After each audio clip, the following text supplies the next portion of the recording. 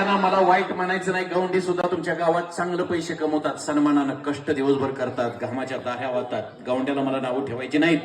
गौंडी हा सुद्धा आपली इमारत, आपले मंदिर बांधतो, पवित्र काम आहे. पण त्यांची दोघांचं कंपॅरिझन मी तुम्हाला सांगितलं. असं नाही मला गौंड्याला नावं नाही ठेवायची बरं का. कोण असतील तर माझी माफी मागतो तुमची दादा. चला तर मी तुम्हाला जास्त पुढे घेऊन जाणार नाही. विषयांतर करायला नको. रोहित दादा ना, रोहित दादा, निकाल पंचायत काही नाही. निकाल काय द्यायचा माहितीये का? बैलगाडीच्या शर्यतीमध्ये निकाल असतो पायाचे खूर आणि ज्या बैलाची नाकपुडी तोंड पुढं किंवा ज्या बैलाचे पायाचे खूर पुढं त्यांचा निकाल. बरोबर ना? म्हणजे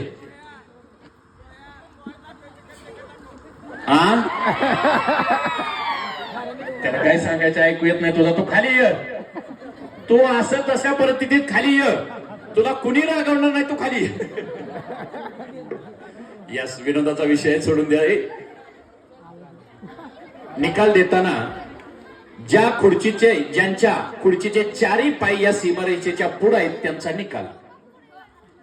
ऐका स्पर्धक, तुम्ही ऐका.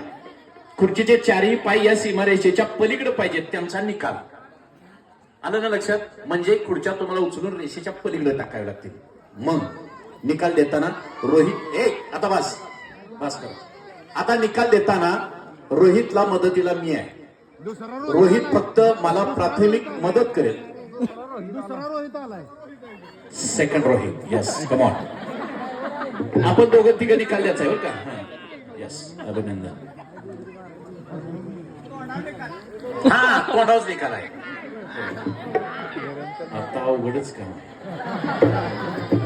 आम्ही ठरवलंय नक्कीवर निकाल, मग तोंडावर निकाल.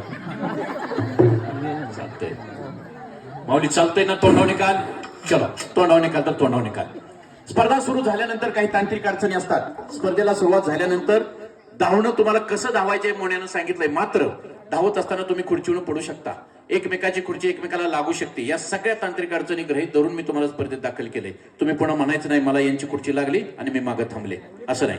दुर्दैवाने तुम्ही खुर्चीवरून धावत असताना तुमचा पाय खाली टेकला की तुम्ही फॉल, तुम्हाला इथंच 6 नंबर देणार. आलं लक्षात?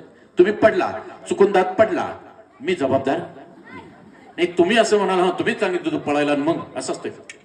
जबाबदारी आपली स्वतः. मी सुरुवातीलाच कार्यक्रमाच्या आधीवर सांगितलं आपल्या स्वतःच्या जबाबदारीवरती खेळायचं. स्पर्धा आली आहे लक्षात तुमच्या? वेळेची मर्यादा नाही. म्युझिकवाले दादा म्युझिक देणार आणि मी सांगेन तुमची स्पर्धा सुरू होते आता. ज्या पहिल्या 3 कोण वहिनी असतील या सीमारेषेच्या पुढे जातील, त्या 1, 2, 3 नंबरसाठी पुढे जातील. मात्र सगळ्यात पाठीमागे राहतील त्यांना इथंच मी 6 नंबर देणार. त्याच्या पुढे